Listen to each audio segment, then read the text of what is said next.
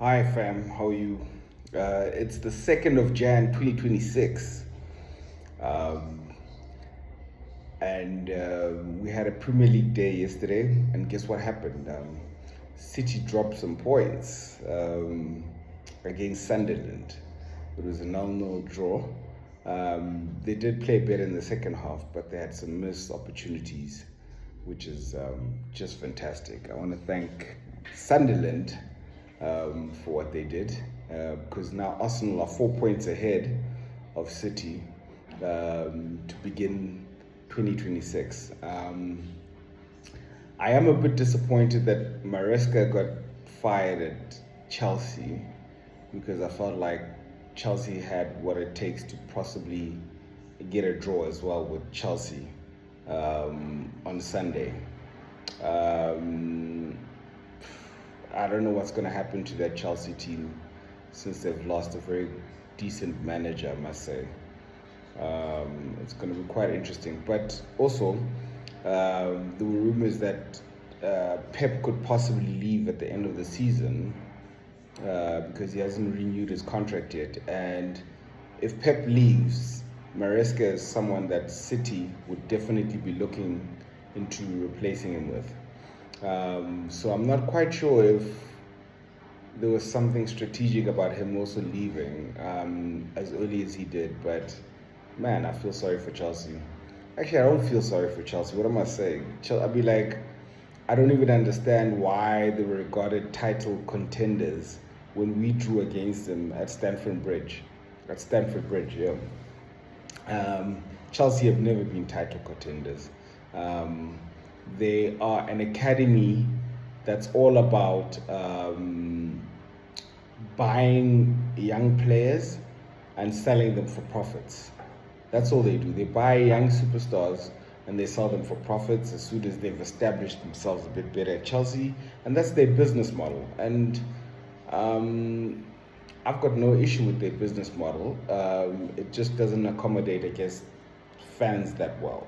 But it's definitely a business model that makes the club quite a bit of money, I must say. So I'm not really worried. I've never looked at Chelsea as a threat, to be honest with you. And plus, Mikel Arteta hasn't lost in Chelsea since he started as a manager, in fact, at Arsenal. So that should say a lot to you.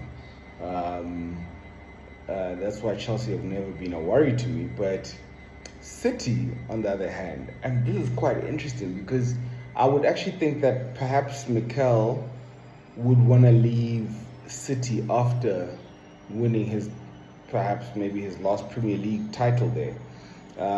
With us now fighting for the title, I wonder if he's going to try stay another year to actually try win the title before he leaves, or he's going to leave. It's going to make it easier for him to leave because he hasn't won the title in 2 years. That's going to be something interesting to look at. And if he does leave, where would he go? I can only see him going back to Spain. And if he does go back to Spain, it'd be quite interesting. Imagine he goes to Real Madrid after he's been to Barcelona.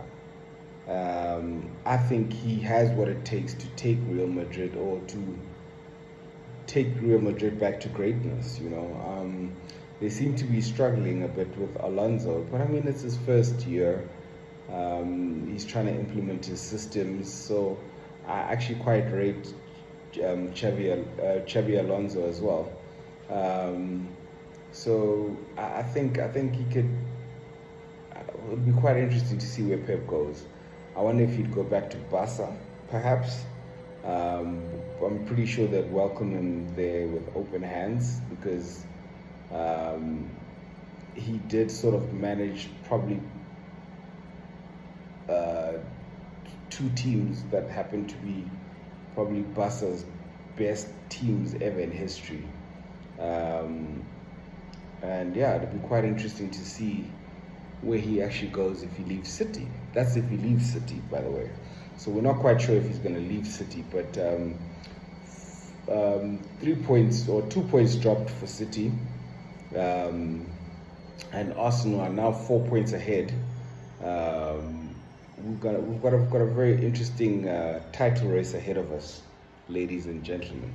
We've got a very interesting title race ahead of us. Uh, Arsenal is going away to Bournemouth tomorrow. Please, by the way, don't forget to subscribe and like the video. Um, we have to subscribe and like the video so that we can make more videos and get this page going and this channel going. Um, I'm back to City. There are actually, I was listening to, I think it was Michael Owen saying, I'm not quite sure if it was Michael Owen, but someone was saying that they're actually doing quite well for a team that's sort of being rebuilt from scratch again, if you think about it. A lot of these City players are quite new, and they are rebuilding basically, but the way they've been doing so well so far, they're definitely going to be a threat for the rest of the season, because there's been key players like Rodri who've been missing, and it's quite interesting that Haaland hasn't scored in 2 games now, but they haven't really they've shown that they can win games without Haaland scoring as well. They've got all these new players like Cherky and I don't know how to say the other brother's name. It's Rain. Yeah. Anyway, but anyway, they've been winning games. So now that Rodri's back in the mix, it's going to be quite an interesting City that everybody's going to be facing. I am excited about that. I'm excited because nobody ever wanted us to just walk to the title and just easily win it and be like, oh no, everybody else was playing badly and wasn't performing that season, that's why Arsenal won the title. No, they can bring everything they've got. They can bring all the competition they've got. We've had time to rebuild this team. It's taken us 6 seasons to get where we are right now, and I think we're deservedly at first place in the league, deservedly at first place in the Champions League, deservedly in the semi-finals for the Carabao Cup, and we've got the FA Cup coming up soon, where I feel that we will do well as well. So these are exciting times for Arsenal. Bournemouth, please bring it. Let's make this game exciting. I know that Bournemouth haven't exactly been the team that they were last season as well. Just like Brighton, it seems like a lot of teams this season have slightly, I don't know, dropped off a bit. And I'm not sure if it's actually really dropped off, but let me tell you something very interesting, by the way. Sunderland had 7 players missing that were at AFCON, and they still managed to draw with City, which is, wow, that's incredible. 7 players, guys.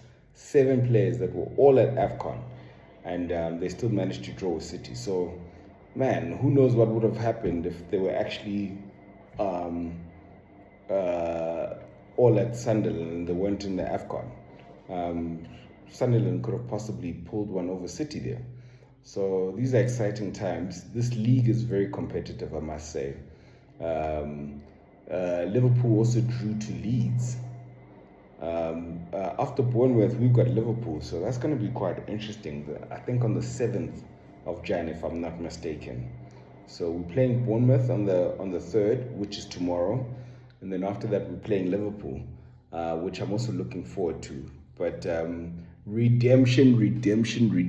That's what this new Arsenal team is all about. Redemption. We need to get redemption on Liverpool, and we need to show Liverpool that they pulled a lucky one at Anfield.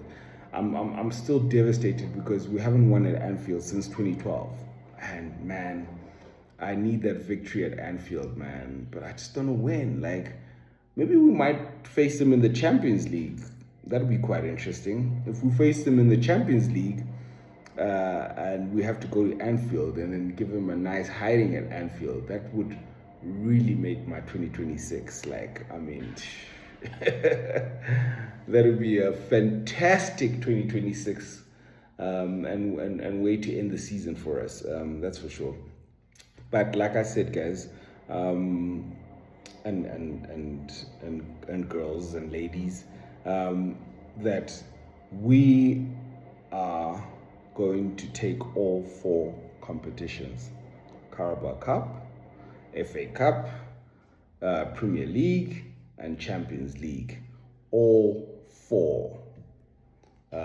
So watch out for Arsenal this season. We're only getting started. We're only just warming up. Actually, to be honest with you, like we're still like warming up. You're still gonna see a crazy, and all our players are back. By the way, Havertz was on the bench against the game against Villa. So was Ben White. So that is fantastic. I can't wait to see Havertz back on the field again. I know Gyökeres is gonna up his game. We're gonna definitely see a different Gyökeres in the second part of the season. So I'm not worried. I'm absolutely not worried. I just love the fact that there's going to be great competition for our forwards. And we can actually rotate and still destroy teams, because our forwards are all can all compete at the highest level, basically. This is exciting times for Arsenal. Get ready for the Bournemouth game. Bournemouth, here we come. And please don't take it personal, but we have to give you a few claps. Just give you a few claps. And then Liverpool. Come home, papi. Come home and let's show you who we are as the Gunners. Let's see who the real Reds are. And let's show you who the Kings of London are as well. So I'm looking forward to the Bournemouth game, and I'm looking forward to the Liverpool game.